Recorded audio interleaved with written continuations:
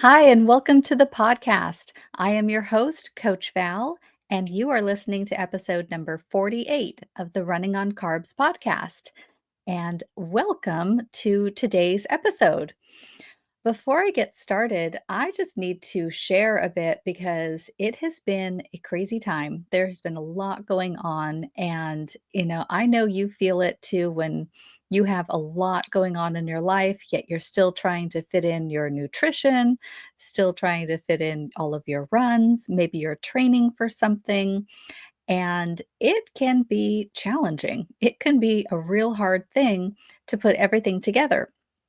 So recently, I took some time off from my day job, from my career, to just step back and have a little breathing room. And sometimes you need to do that. And so, if you have the ability to do that, uh, then you should.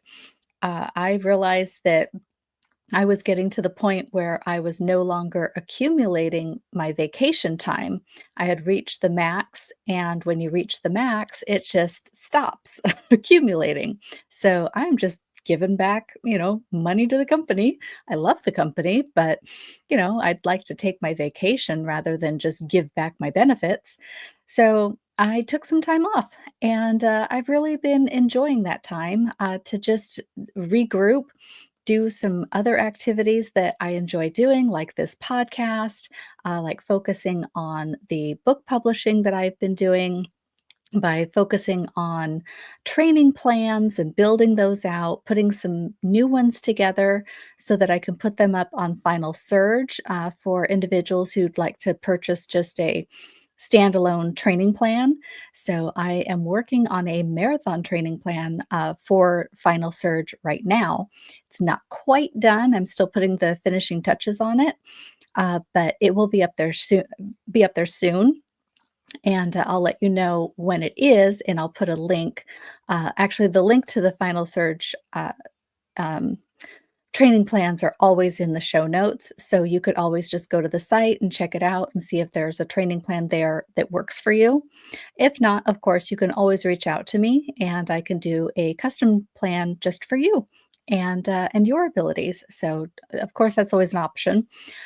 But anyway, I've just been doing so much, and, in the midst of it all, we had as life goes, you have the good, you have the bad, and it's all about perception, but, there are some challenges, and, we are continuing to work with, a very sick dog, and he has improved over time, and then he starts to slide back a bit, so we try to get ahead of his illness, and, we think we're out of the woods, and then all of a sudden, a new setback happens, and the poor thing is just going through it, and when he is going through the sickness and illness, then of course we are as well in the family. And there's just so much worry about whether or not this is, long term or just how to resolve it. And honestly, he's still seeing all sorts of specialists and they still don't know exactly what is causing all of his illness. So, most recently, he stopped eating entirely for 3 days, and we stopped his antifungal medicine and think that maybe that was what was causing him to not eat. Unfortunately, now he is not on his antifungal medicine. So that means that he is not killing that fungus that's causing some other underlying issues, potentially the inflammation in his eye.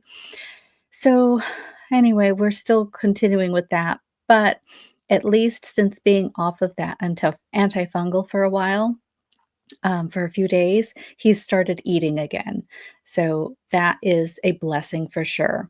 So at least we're able to start putting some weight back on him because he was getting really, really thin, really skinny, really lethargic. So, but then in the middle of it all, then my son and his girlfriend came to town for the weekend, which was great and happy. And my husband and I celebrated our 30th wedding anniversary. Yep, you heard that right, 30. And that is such a milestone. I mean, wow, when you first get married, you have no idea. You hope and you expect that you'll be together forever. That's the promise that you make at the altar. But, sometimes things come about that you can't foresee in life. And my husband and I, we've been through thick and thin, as you would expect, through 30 years of life, right? Um, Death, births, hard times, good times, all of the above. And it really makes you reflect when you reach a milestone like 30. It also makes you reflect on how old we are. And not to say we're old, because that again is more of a perception and a feeling. I certainly don't feel old. I'm getting ready to, run more races and, came out of an injury and I'm feeling healthy. So I don't feel 50, nearly 50, I should say. Um, but it's it's about how you live your life too. And I definitely attribute how I feel at nearly 50 to my lifestyle, especially to my plant-based diet. So, absolutely, that has a huge bearing on how you feel as you age, how your joints feel and how your muscles feel. And then, of course, adding in activity, all of those things combined just equate to a healthier overall feeling and lifestyle, so that you can cope with the rest of what life has to offer and throw at you at all of the unexpected times. And of course, all of the worst times too, because that seems to be how life likes to work.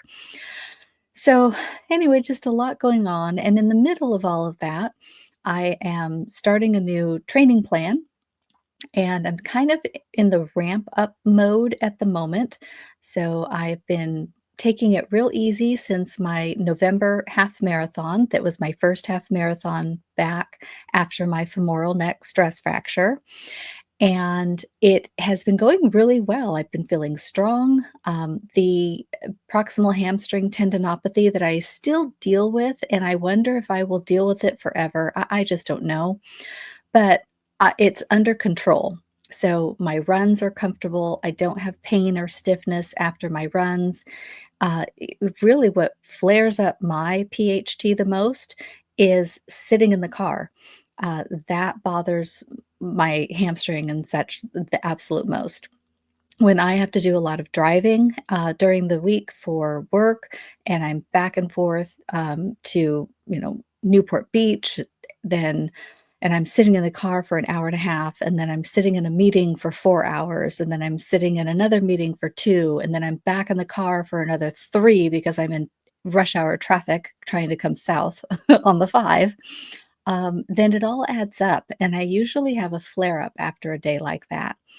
But thankfully, I haven't had too many days like that lately, and, I've got systems in place now that help me just deal with, and work with that injury, that long-term injury. So, it's really helping, and it's helping me because my runs are comfortable, even my long runs.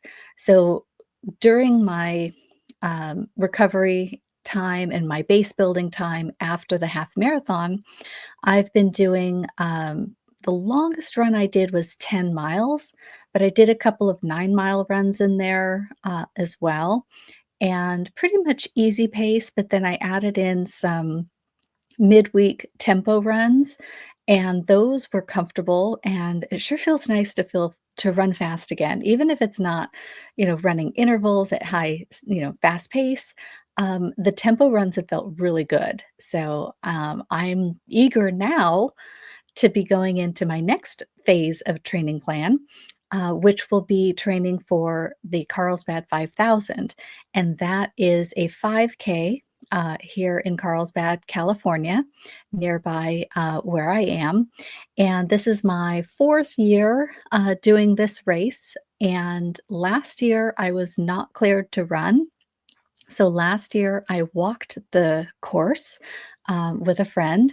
And this year, I am signed up to run in the Masters Women's race. So I'm very excited and I would like to see what I can do. So I am working on uh, going into a speed training plan, speed training session for about 6 weeks Right now, I am ramping up my days of running. So I am moving back to from 3 days of running with 3 days of strength training, and I am moving to 4 days of running and 2 days of strength training with my prehab exercises still built in around my running days. So those won't be strength training days per se. They won't include weights except for maybe just lighter weights. But I will be keeping up on my prehab, especially so I can keep that proximal hamstring tendinopathy under control.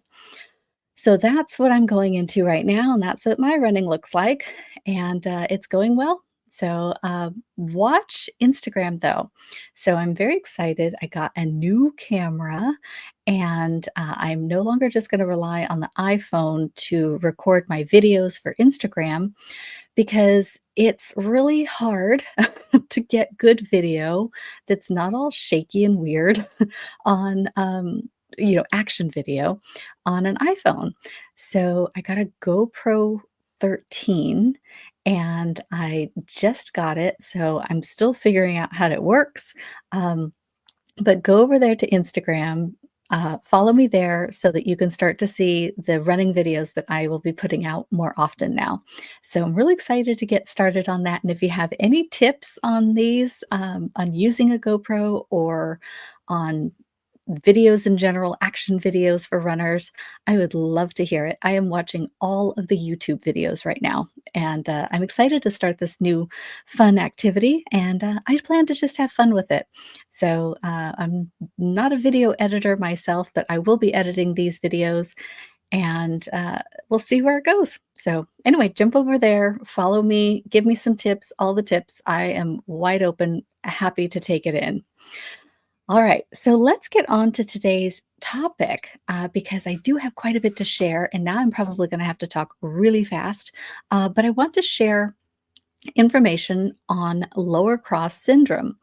And don't be worried, be scared off from the name of this. It's not like this horrible disease, but it is something that can occur for individuals who, like I was just talking about, sit a lot. So, I mean, if you think about it, how many hours a day do you sit? I just named off, a horrible day for me, sitting wise, which would be like 8 hours or something of pure sitting. But maybe you're not sitting for 8 hours a day at work, but maybe you're sitting for six at a time. And then you have to calculate in the driving. And then when you come home, you make dinner and then maybe you sit to eat. Most people don't stand up and eat, although I have been known to do that. And I'm sure you probably have too if you're busy. But usually we do a lot more sitting than we do standing, and we certainly do more sitting than we do exercising.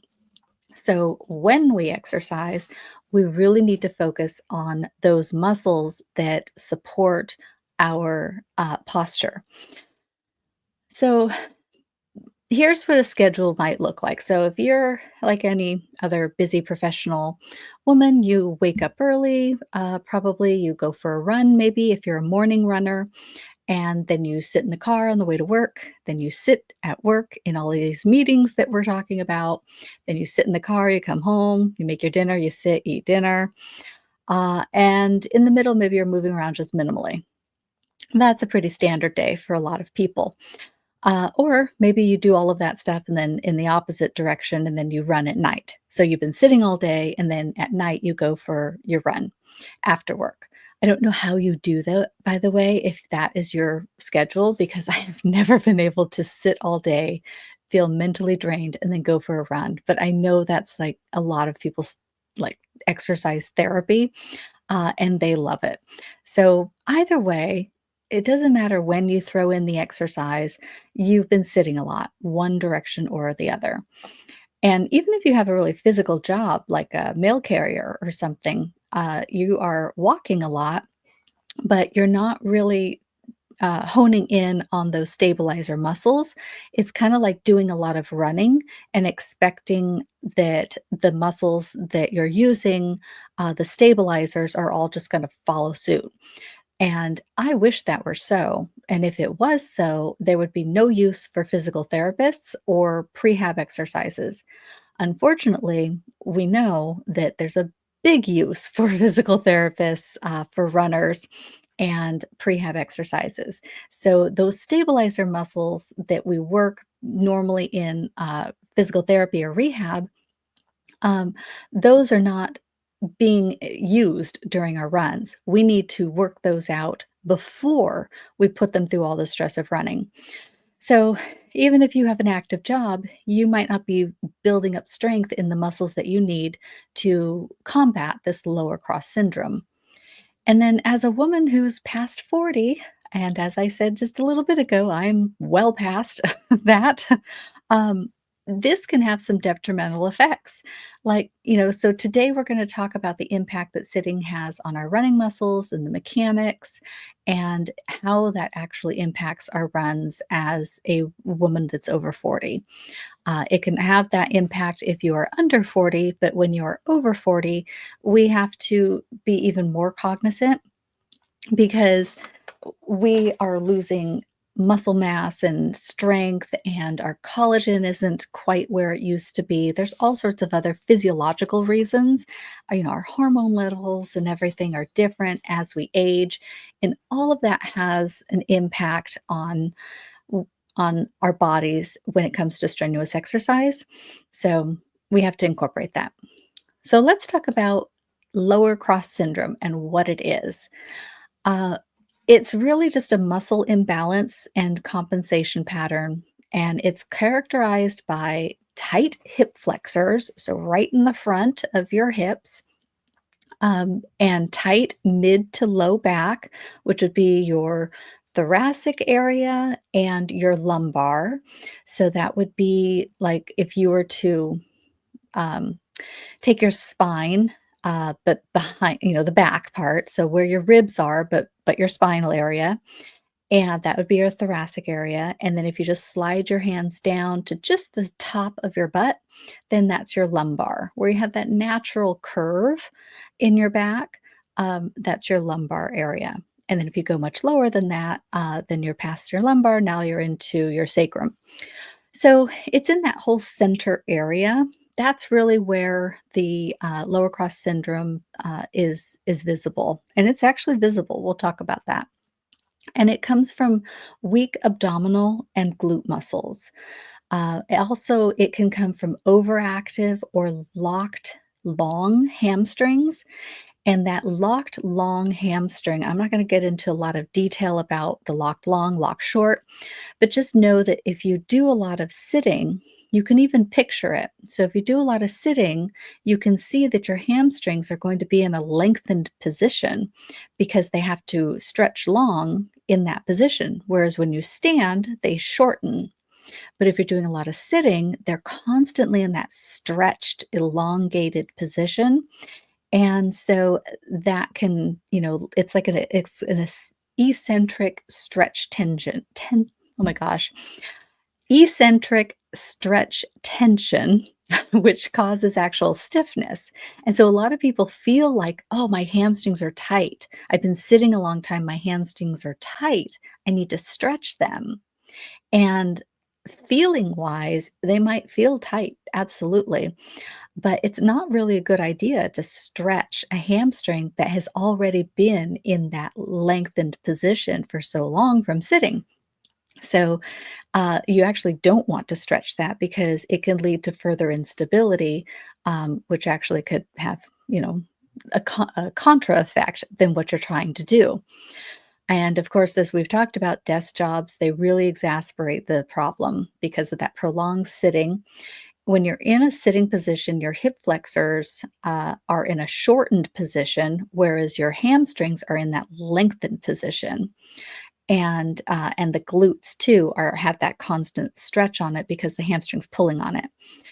Hence that proximal hamstring tendinopathy I was talking about. Yeah, so it's all right there. That PHT is just right at the bottom of the butt where the hamstring and the butt meet, and that's right where everything meets in this all stretched out in the wrong way. Also, when you're sitting, your abdominals aren't really working. They're not on. You could slouch over, and that's, your abs aren't working then. Also, your back muscles in that position are curved and weak. They're not holding you, they're not activated. So that is kind of what or lower cross syndrome entails, is all of those things happening at the same time. So here's how you spot if you might have lower cross syndrome. Uh, Take a picture of yourself. Maybe set your camera up on on an auto setting so it can snap a picture of you on its own, and stand there in like workout gear, something slim fitting, or just a sports bra and shorts or something, so you can really see your body and how you're holding your position. And stand there to the side and take a side view snapshot and see about your curvature of your back in your low back, and see if you have a bit of anterior pelvic tilt. An anterior pelvic tilt is identified by a lower back arch, like a deeper arch, a protruding abdomen. So your tummy is kind of out a bit, your butt is kind of out the opposite direction, and then your hip flexors are tightened. So you can see that usually in one of those side view pictures. And funny, recently I had a side view picture like that taken, and I've been doing a lot of sitting lately. Even though I've been doing a lot of exercise, I haven't been doing any exercises really specific to lower cross syndrome. And I noticed when I was in that position, I thought I was standing up straight. And when I saw the picture, it was clear as day that I had a bit of an anterior pelvic tilt. So it's very common. So if you find this, don't like stress over it or worry. It's a very common for people, especially those, like I said, that sit a lot. And it's all fixable. And we're going to talk about how to fix it too. And another thing you can do is, you won't be able to visually see it, but you'll be able to feel this one. So if you're sitting down right now, try this. Focus on your low back. Is it curved forward while you're sitting? Uh, and your hip bones, are they kind of pointed down, like toward your thighs when you're sitting in a relaxed position? Try curling your tailbone under. So just a very ever so slight tilt to try to pull your tailbone under a little bit. So you'll kind of contract your lower abs just a little bit and pull your tailbone in. Do you feel a difference when you do that? Like, does it feel like you're really working hard to be in that position, or were you already in that position? A lot of us aren't sitting properly. We're not holding our abs properly, and we're getting into a very overly relaxed position because we've been sitting for so long. And you notice that you'll start to notice that you get into this poor posture, and that is partly what's leading to this lower cross syndrome. So when you do this, when you do contract your lower abs a little bit and you tuck your pelvis ever so slightly and bring your tailbone underneath you while you're sitting, you should notice that your hip bones tilt up slightly, the ones in the front of your body that you can just put your hands on and feel right in front of your hips. So before, they might have been pointed down a little bit towards your thighs, and when you tighten up a little and put yourself into good posture, then you'll feel the hip bones ever so slightly tilt up, almost like they're pointing forward now, like headlights. And so that is one indicator that you're sitting with poor posture and might be leading to this lower cross syndrome. Um, Another thing to think about is your abdomen. Is your lower abdomen pushed forward, like making a little pooch, like so many of us can get after we start going into menopause? Um, some of that pooch might not be pooch after all. It might just be poor posture. So, in learning to keep that tailbone tucked a little bit and strengthening the abdomen muscles and the back muscles, you can eliminate a lot of that pooch as well. Now, obviously, if you've got a layer of fat over it, then that's going to be nutrition. But you will definitely notice a difference if you have good posture. So, sitting like this and just sitting in general, it just reduces muscle activation throughout the day, because we're just not using those muscles. So, we really have to make a more conscious effort to use the muscles in those weakened areas. With running and desk work together, we've got like a combo there. And lower cross syndrome specifically affects runners by making us work or making us more susceptible to lower body injuries through like that altered running mechanics that would come with poor posture. And we've talked a lot about posture on this podcast because it's so key to proper running form. And key factor that makes these injuries more likely is that lower cross syndrome, it creates a domino effect in the biomechanics. So when your pelvis is tilted anteriorly and your core is weak, it affects everything from your foot strike to your arm swing to where you hold your head. It has a effect all throughout the body. It's not just going to happen on your lower body, even though it's called lower cross body or lower cross syndrome. That's just where the hips are. So it's stemming from there. And then each step when you're running, it's reinforcing this poor movement pattern over and over and over again. So now your brain is trained to move in this way, and your gait is trained to accommodate for this poor mechanics. So gradually, you are just increasing your injury risk potential. And you can actually feel this in your running. So if you have a bit of this, they call it lordosis, which is where your spine is curved toward the front, so anterior. So when you have a bit of this anterior pelvic tilt, you get a bit of lordosis in your low back. And you can feel it in your running because you might find that you have back stiffness, achiness, fatigue, even on shorter runs. So if you get a lot of low back issues on your runs, this might be something you're dealing with.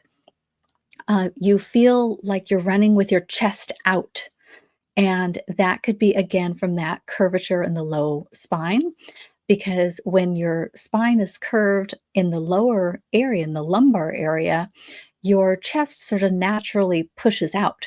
So if you're running and you feel like you wonder like, well, everyone says to lean forward, but I feel like I'm, leaning backward all the time. It might be because your low back is curved. And so you need more core strength to keep yourself forward in a forward lean. You might feel like your hip flexors are working harder to lift your foot in each gait step, rather than your glutes working to push your gait forward. You might feel like your hip flexors are the ones doing all the work and moving you forward. That's another sign when you're trying to use your hip flexor to pick up your leg and move it forward in the gait cycle. You should be feeling that more in your glutes, not in your hip flexors. So, these are just some things to kind of be aware of on your next run. So, if you're running right now, listening to the podcast, how is that feeling as you're moving through the gait cycle? Are you feeling it in your hip flexor, or are you feeling it in your glutes, and that you feel like you're moving forward in your momentum versus being pulled forward in your momentum? Some common consequences of lower cross syndrome could be hip pain. Kind of obvious there. You might expect that. Hip pain, lower back pain, knee issues, and foot and ankle complications as well. And again, like we've been talking about, you'd have reduced running efficiency. And all of this can lead to a chain reaction of other issues. So, as with my own PHT leading to stress fracture, these can lead to other issues, which is why it's so important that if you're feeling this, to focus on fixing the issues. So, a hamstring strain from a reciprocal inhibition. So, what that means is that you'd have a hamstring strain possibly caused by um, when the quadricep muscle, which is the opposing muscle group, contracts too forcefully, and it causes the hamstring to involuntarily relax and sort of turn off. And then you become more susceptible to injury because your hamstrings aren't on. And they've just kind of essentially, quote unquote, let go, um, when really they should be providing you stability. So your quadriceps should be working, but your hamstrings need to be working too, again, through the proper uh, gait cycle to help stabilize more than anything. Um, and so if that's not happening, then that could lead to injury. Groin strains from a pelvic misalignment, that could happen. Upper back tension from compensatory posture. So like I said, you're holding your chest out, so that can cause a lot of upper back tension. Um, and then neck pain also from that altered running form. Again, from holding everything up high in your shoulders because you're compensating for what the lower body isn't doing when it should. And then age, age matters, like we were talking about when it comes to any muscle imbalances. I'd say especially women in perimenopause or menopause. I mean, in those two parts of our lives, our hormones are doing all sorts of crazy stuff and finding their way to this new station in life. And it's real, and they affect our muscle mass, they affect recovery, and there's also a natural reduction in tissue elasticity. So we have less collagen production in our bodies. And, all of this just leads to greater importance of preventative measures, like I was talking about, like these prehab exercises and things like that. And of course, we're not going to talk much about nutrition today, but nutrition and hydration are so key. And I know we're talking about a physical misalignment here with the lower cross syndrome, but if your muscles and tendons and everything don't have the proper nutrition and they're starving for nutrients, they're not going to be able to support you in any of the exercises that you might try to incorporate to give them strength. So the two really have to go together. So always, always, whenever I'm talking about these physical misalignments, there's always that underlying nutritional component as well. So, how can you assess, besides the picture that we talked about? There are some tests that you can do at home to help you determine if maybe you might have lower cross syndrome. Although right now you might be saying, "Yeah, I know I do." It's just Coach Val, I got it. But keep listening because I've got some solutions for you later too. So once you identify it through the photo, you can do what's called a modified Thomas test for the hip flexors and for the hip flexor mobility.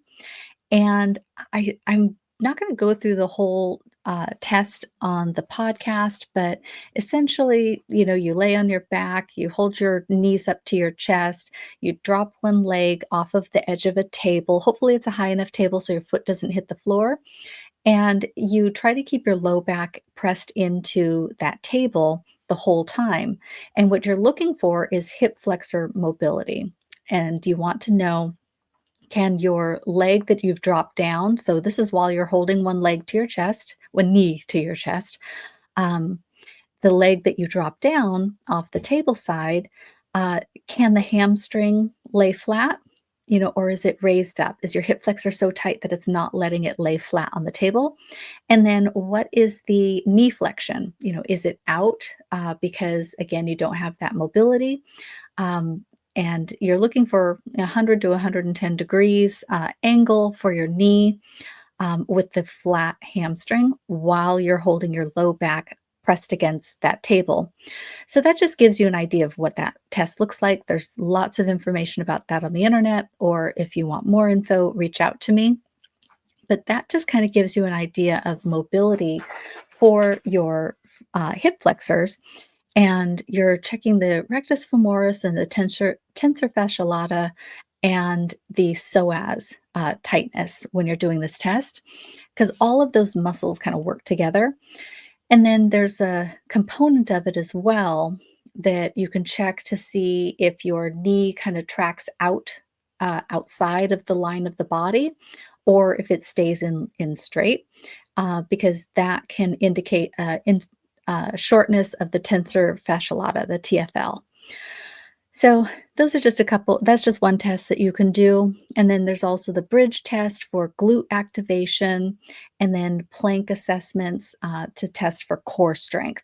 So again, a lot of those you can find on the internet, or those are all things that I help people with when we do our assessment when a new runner or a new strength training client comes in. We always check all of these things to see if there are any imbalances or weaknesses we need to focus on first. So, what are some solutions? Solutions can be number one, workplace modification, because that is probably where you're sitting the most, is in your workplace. So, an ergonomic desk, a good chair that you can make sure you have good lumbar support for your back, movement breaks, getting up and moving around on a regular basis. I always try to get up and move around every hour, although I'm pretty bad at that because I get so focused and like laser focused in on what I'm doing that I'm like, oh, one more thing, oh, one more thing, oh, one more thing. And then I find I'm sitting there for 3 hours. So I'm a coach and I do it myself. So we all get busy. And it's just one of those things that we have to really try to be more focused on and pay attention to. So setting a timer, that's worked for me in the past, is just setting a timer. If you got a Fitbit, they still tell you to get up and walk around. I think Apple Watches do the same thing. I have switched over to a Coros watch, and I turned off all of the notifications because I got tired of distractions all throughout my day. So I don't have that anymore, but you could set it up on your phone to do a little timer as well. Lots of options. Incorporate those if you need some little reminders to get you moving during the day. Also, standing desk. So, if you have an ability to have a standing desk, I highly recommend it. I am actually standing at my standing desk right now. My standing desk is it's not an actual desk. It's almost like a massive TV tray that has like springs. So it's got a hydraulic, not a spring. So it's got a hydraulic and it pulls up, and I have a standing desk, and then when I wanna sit, I just press in the button and I drop it down, and then it sits flat on my table, or on my desk. So it's like a little mini table on a hydraulic, and that's all you need, really. You don't need one of these, $1,000 desks with the button that goes up and down and all that. You just need something that allows you to stand. I do recommend, though, if you are going to have a standing desk, that you make sure that you have good padding underneath your feet. So I have these gel pads that you can buy to put in your kitchen, for example, that are all nice and squishy and gel-like. So whenever you're using your standing desk, you want to make sure you have good support under your feet. So do that as well. And then simple stretches, making sure you have your stretches for your back, your low back. My physical therapist, when I was in physical therapy for my low back, gave me one where you just stand up, you put both your hands kind of on the top of your butt behind you, and you just lean backward. And then it's just a real nice stretch. And you just kind of lean back, hold it for a sec, come back up. And you do that, I don't know, 8 to 10 times. And it just releases everything in the low back. They feel really good. You might even get a little crack out of it. So in your low back, I do every once in a while. And then daily habits. Develop a morning mobility routine. and really focus on all of those hip opening movements, like, the yoga positions like pigeon, for example. Pigeon is a wonderful move for the hips. Runner's lunges are great. There's all sorts of variations of the runner's lunge that you can do, including the world's greatest stretch, where you are in a runner's lunge and you just twist and put your arm up in the air, and then you twist in this, keeping your legs there in the opposite direction, arm up in the air, and then you switch legs and do it again. That is a wonderful move. And then good mornings are really great for the hamstrings as well, gives a nice stretch and tension. So those are just some options. And then, those posture checks throughout the day while you're sitting. And then pre and post run recovery practices. Make sure that you are including all of those correctional exercises, like prehab exercises, that you want to do before an injury strikes, especially if you know you've got a bit of this lower cross syndrome going on. You want to make sure you incorporate some of these exercises that are going to help correct any imbalances. And then at night, make sure you're doing some unwinding, like maybe some yin yoga, real gentle, some somatic breathing exercises and somatic movement exercises. And I am a huge fan of healing music, healing sound. My niece, she plays these beautiful crystal singing bowls, and they are so therapeutic, therapeutic for your mind, body, soul. But you can get these things on YouTube if you don't have someone, come to your house and play singing bowls for you, like I do. um, but no, she's not here every night though. So at night, you can just go to YouTube and turn on some of this, healing music. Um, Solfeggio frequencies are really great for healing and centering as well. So you might check those out on YouTube as well and just play those to kind of wind down at night. Or if you like to, hear these soothing sounds while you sleep, then it's always a good practice as well.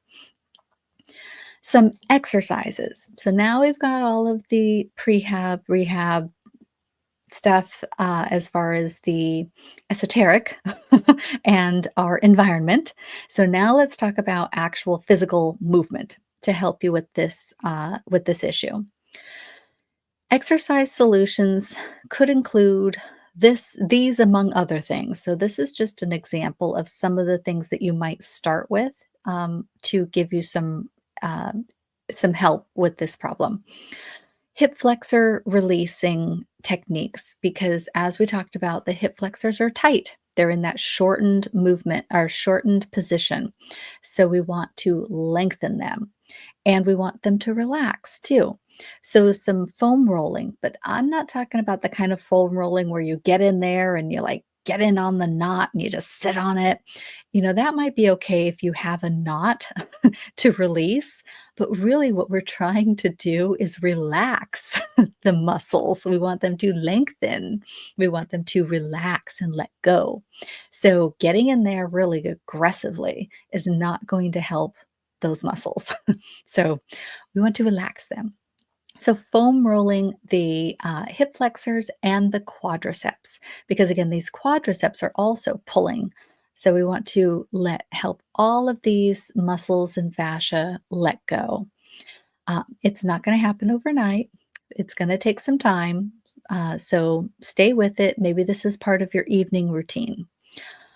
Now, if you do have a tight area or you need to get into one of these little tiny spots, like where the tensor fascia lata is, the TFL, or the psoas, which is really deep, you might need something a little more aggressive for those. And that would incorporate like a lacrosse ball. Those work really well.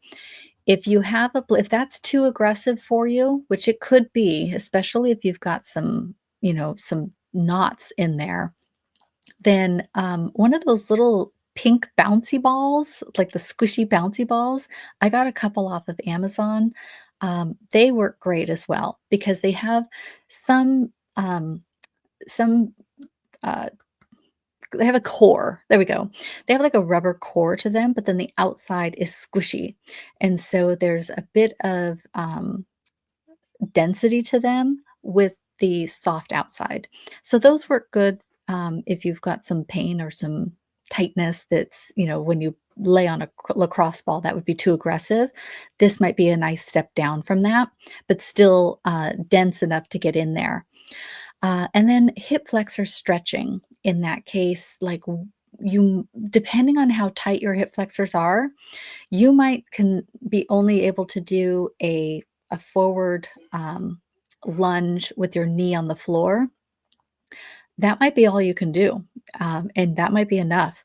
But try to work up from that up to the couch stretch. And the couch stretch is where you have your foot behind you, like up on a raised surface, and your front foot that's standing is out kind of far so that you get a real good stretch down that front of your hip on the leg that is on the raised surface. Look it up, couch stretch. Um, it's a good one. But again, might be too aggressive to start with. So you might need to start lesser and then work your way up. Glute activation exercises. So you need to activate those glutes, turn them on, so to speak. Focus on single leg exercises on this because we really want to get into that glute and not be working on the bigger muscles. We want to get into a isolation of the glute. So you want to strengthen the glute max, the glute medius, and the glute minimus. So all of those, you will need to hit all those stabilizer muscles and the big muscle, the max. Core strengthening program, incorporate that because as we've talked so much about today, the core is weak in this area. It needs to be stronger naturally to hold you in more proper alignment. So side planks work really well, and there's a bazillion variations of side planks. So you can go from easy to more advanced, and there's a bunch in between. So lots of variations of side plank, whatever suits your current abilities. Don't overdo it. You don't want to cause a new injury. And just work up to side planks with a hip abduction. So you want a raised leg of some kind in there. That's going to really help get you in that stabilizer, minimus, glute minimus area, and glute medius. And then, of course, always a dynamic warm up. So, ladies, I'm afraid we are not 20 anymore. And even if you are 20, you should be warming up still. But if you are not 20 and you are closer to the 40-50 range, then we really need to be warming up well before we do this strenuous physical activity because we need to prepare our body and our tendons and our muscles and everything, including our minds sometimes for some of these workouts. So include activation exercises in that dynamic warm up and make sure you're hitting these muscle groups that I'm talking about, the core, the glutes, and all of these areas. Some tools that you might need for some of this would be, of course, a foam roller or the lacrosse ball or that pink ball that I was talking about. Some resistance bands are always really good to help with keeping muscles on tension while you're doing some of these exercises. And that helps to activate the correct muscles and bring a mind body awareness to the muscles you're supposed to be using. It's not so much for the, I don't know, I can do a whole episode on bands, but anyway, good loop bands are very important. They help to focus your attention on the correct muscles you should be using.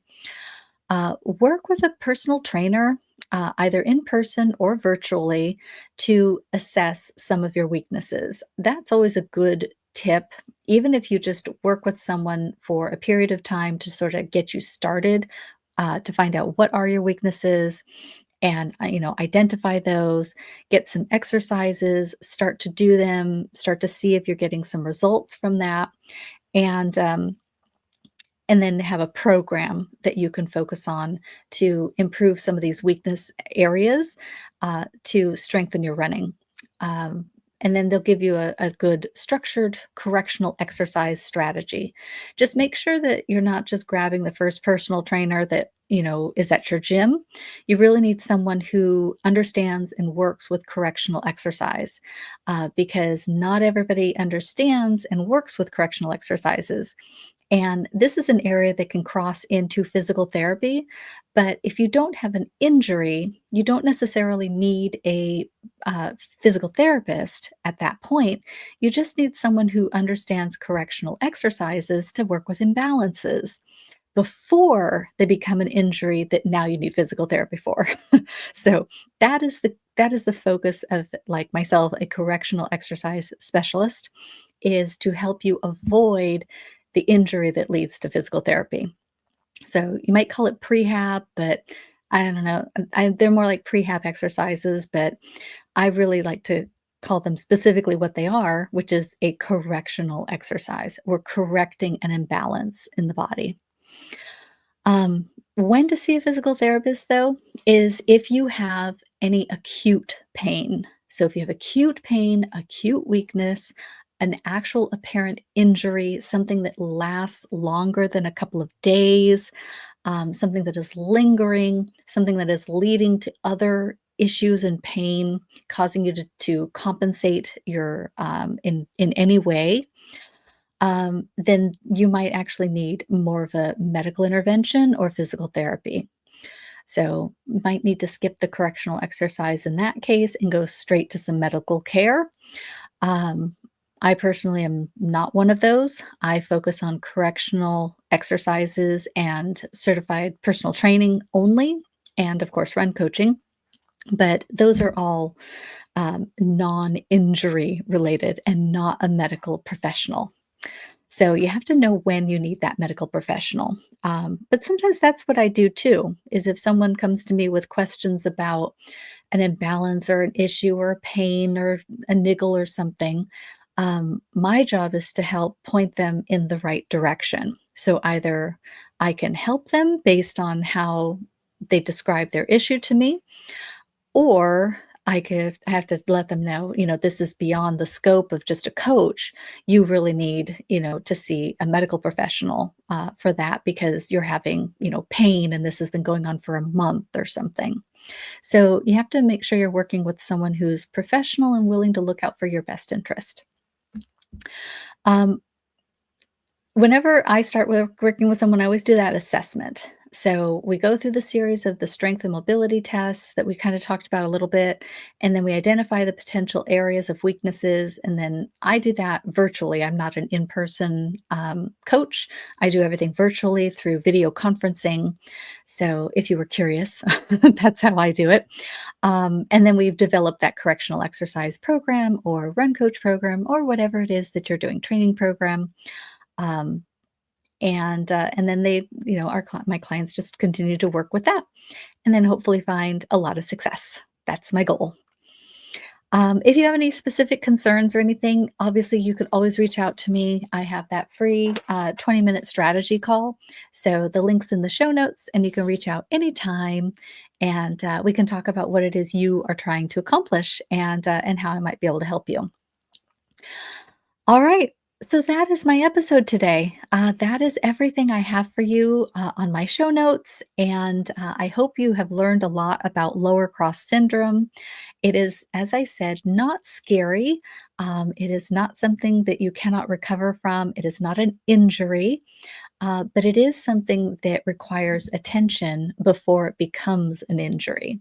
So if you do some of these tests and you realize that you have some imbalances, hopefully you'll incorporate some of the things we talked about today to help strengthen and shore up the core pieces that you need in order to strengthen and eliminate this syndrome, so that you can have strong running and and focus on your next training plan, whatever that might be, or your next race, or simply, running for the joy and love of it and being able to continue doing that without pain or stiffness throughout your day.